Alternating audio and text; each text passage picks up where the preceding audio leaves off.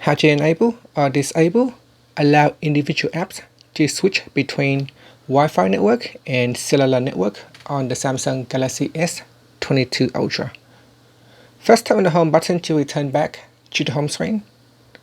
On the home screen, swipe down at the top to open Quick Settings. In here, tap on the settings icon. Then we go down and tap on Connections. Next, tap on Wi-Fi on the left panel. Then tap on the option at the top, and then tap on Intelligent Wi-Fi. Next, tap on Switch to Mobile Data. Tap on the left panel over here, and then we go down and tap on Allow individual apps to switch. Tap on the toggle button to turn it off or switch it on.